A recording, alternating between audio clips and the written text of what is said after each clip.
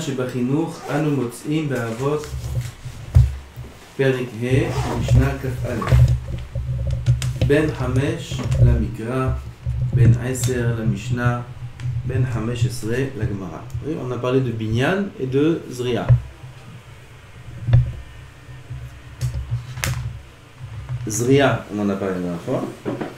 On est Zoréa, c'est la Hirat Shamayim, tu dis que l'enfant il sait parler, on lui apprend Shema Israël, Torah Tzivalanu Moshe, là c'est la Zria. Après on a dit comment on arrose. Il faut arroser, on a planté une graine, il faut l'arroser la graine. Qu'est-ce qui va pousser maintenant?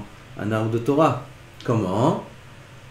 Avec Hom, avec l'affection dans la maison, la chaleur. Ça c'est Zria. Maintenant c'est Binyan. C'est quoi Binyan? Il y a écrit dans la Mishnah, Ben Chamesh la Mikra, à 5 ans on enseigne à l'enfant les psukim, à partir de 5 ans, jusqu'à l'âge de 10 ans. À partir de 10 ans on lui enseigne les Mishnayot, jusqu'à l'âge de 15 ans, et à partir de 15 ans, la Gemara.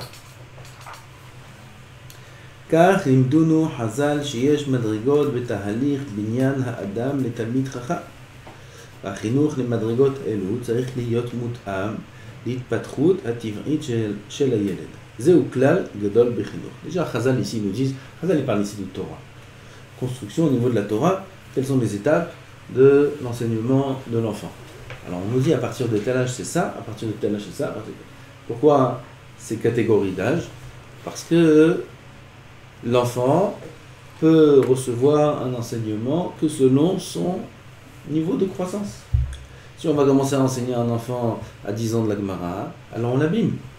Si on lui enseigne jusqu'à 10 ans de la Mishnah, du Mikra, des Psukim, aussi, ça l'abîme. As-Chazal ici nous ont donné un yesod que on peut enseigner à l'enfant que selon ce qu'il est capable d'entendre. C'est vrai au niveau du Limud Torah et c'est vrai au niveau de toutes les autres choses. Même un grand, c'est comme ça.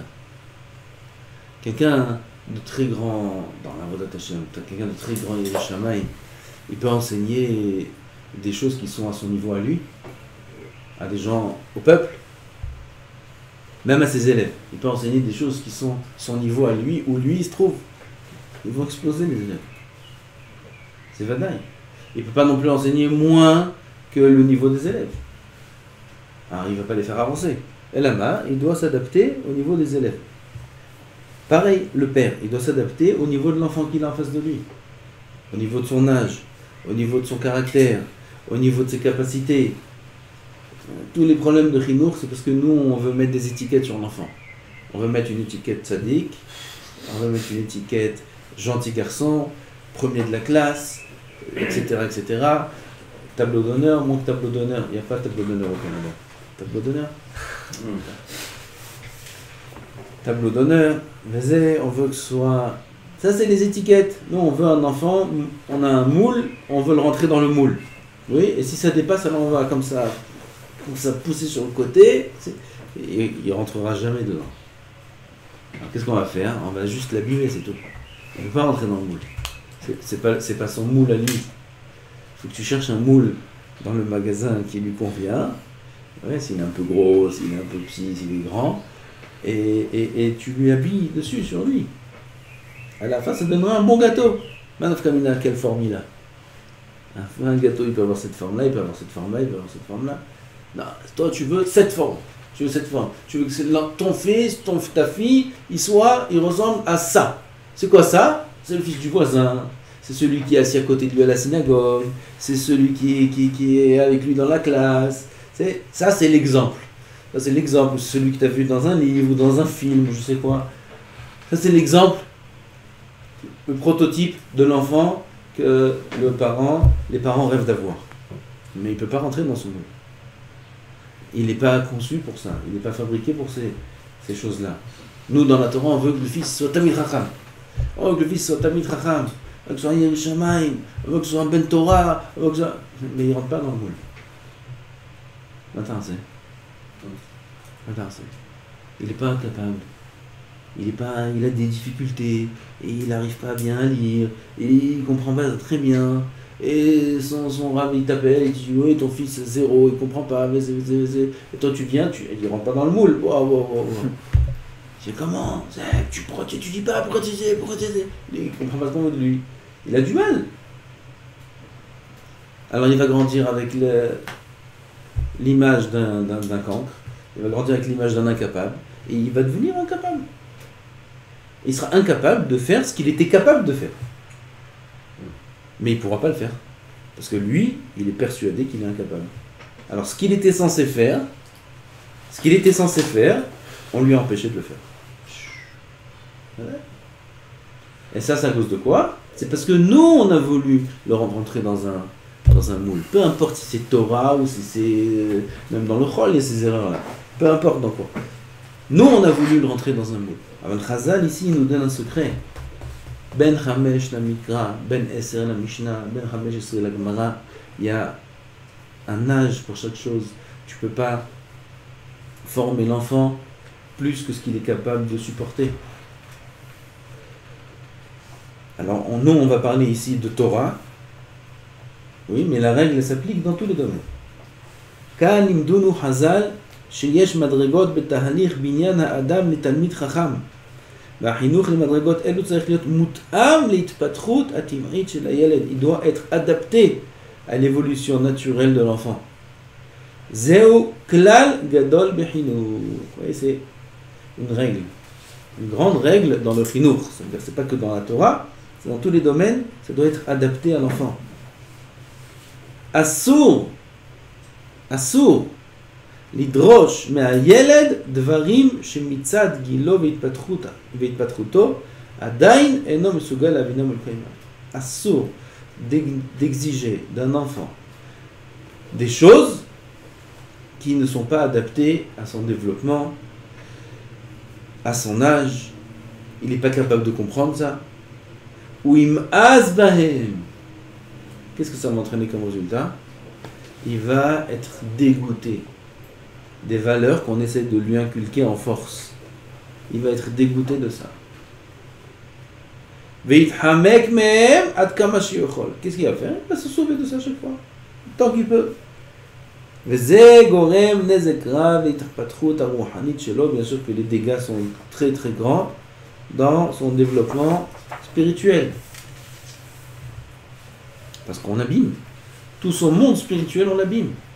On lui montre un monde spirituel qui n'est pas doux à ses yeux. Pourquoi? Parce que, en vérité, ce que nous on veut lui faire comprendre, ça n'avait pas d'une mauvaise kavanah. Au contraire. On veut qu'il soit bien, on veut qu'il soit tzaddik. Et il n'y a aucun mal à ça. Il n'y a aucun mal à ça, à vouloir que l'enfant soit tzaddik. Seulement, ce qu'on lui dit maintenant, c'est pas adapté à sa situation d'aujourd'hui. C'est pas maintenant. Et nous, on veut vite.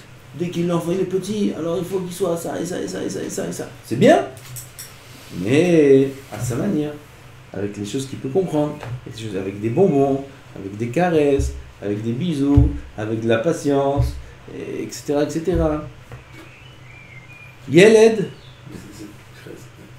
C'est quand même sur sa nature, pas que là. Bevadaï, j'ai dit. Bevadaï. Et un enfant, il peut pas prier. Il n'aime pas prier. Il n'aime pas prier. Tu vois, il est avec son ciseau comme ça, il regarde.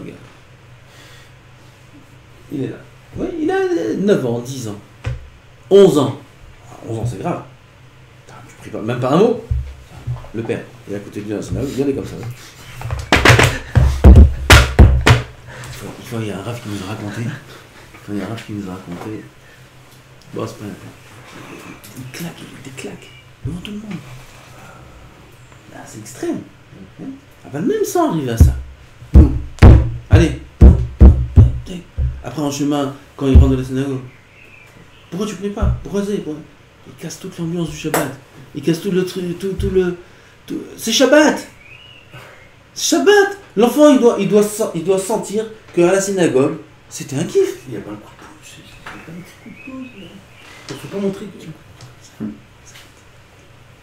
Voilà, il le prend comme ça, il y a une façon de faire coup de pouce. La fin. Non, c'est pas là-bas. Dès que ça bascule dans les rapports désagréables, on n'est pas au bon endroit. On n'est pas au bon endroit. C'est une erreur. Parce que jamais on pourra inculquer de toute façon. J'ai pas dit qu'il n'y a pas de notion de punition. Ça, c'est quand un enfant il fait des bêtises. Il faut l'éduquer. Alors parfois, il faut de la rigueur. Oui, mais pas dans les valeurs qu'on veut lui inculquer.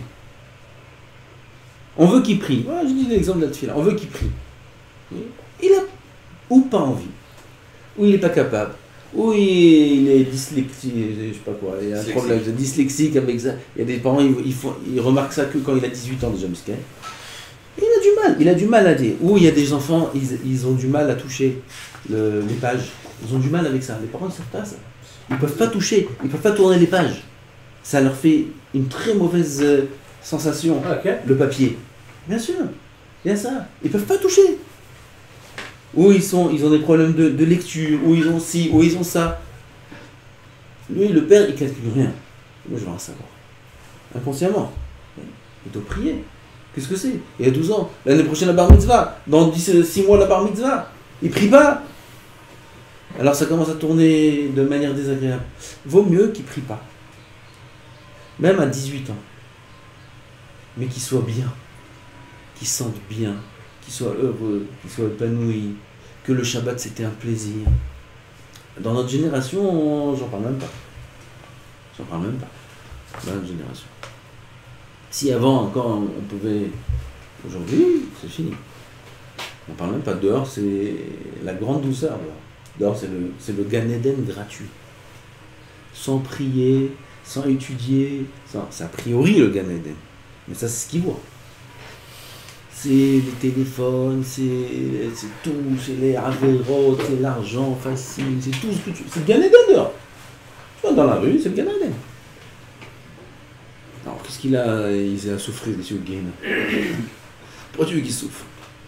Alors, il suffit qu'il sente un peu que c'est le Gainam, ou qu'il ait une chance d'aller au Gainam, ouais, pour qu'il choisisse le Gan Eden.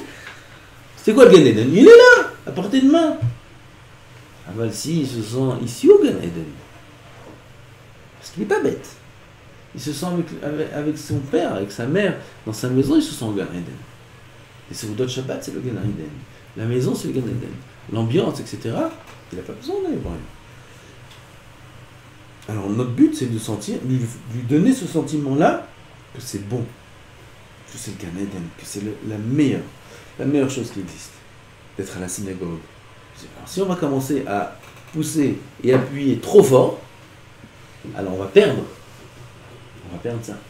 Et automatiquement, il sentira quelque chose de désagréable. Et on aura perdu. On aura perdu la possibilité de lui inculquer des bonnes valeurs, et le goût et le plaisir dans la Ruchaniyut. Yeled ou Yitzur Hay ou Gadel, un enfant, c'est un être vivant. Par définition, un être vivant grandit, il pousse. Ou Gadel, ou Kmosh ou Gadel Begufo, son corps grandit, de la même manière son corps grandit, aussi sa neshama, son côté spirituel grandit avec lui. Gidul shel yeled tzarich tipuah. Toute chose qui grandit, toute chose qui a une croissance, il faut aussi un tipuah, c'est-à-dire un entretien.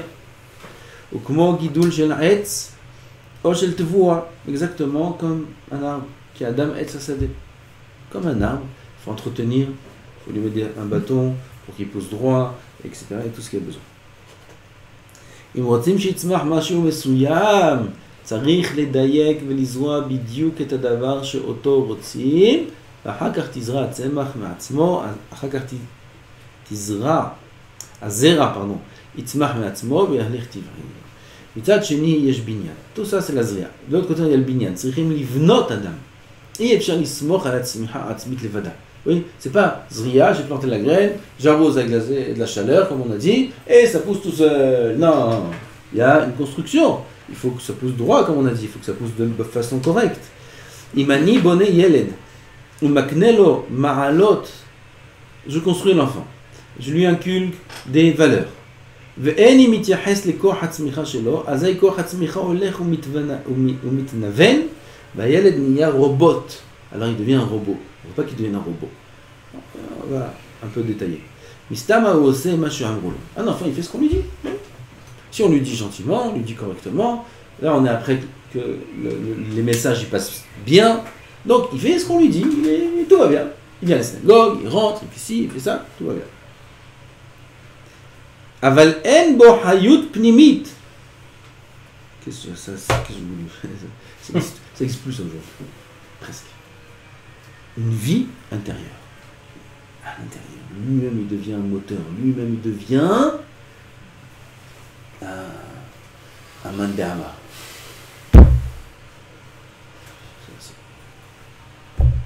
כשהילד הזה יגדל, גם אז יעשה מה שצריך.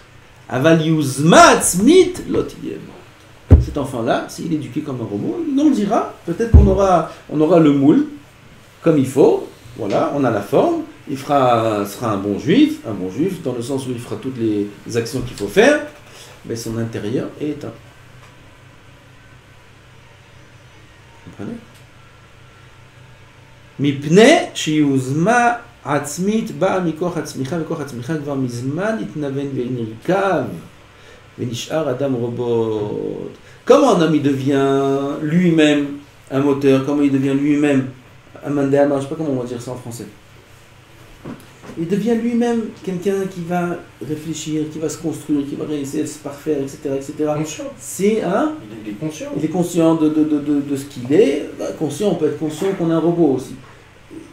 Pas dans ce sens conscient, mais dans le sens où il va lui-même chercher à continuer à se parfaire, à parfaire les autres, etc. Ça, c'est si la force de la tzmicha, de la pousse, existe en lui encore. Mais si on l'a laissé pousser tout seul, alors un arbre, il fane, il arrête de pousser. Il devient un arbre, un grand, il a grandi, mais il ne continue plus à pousser.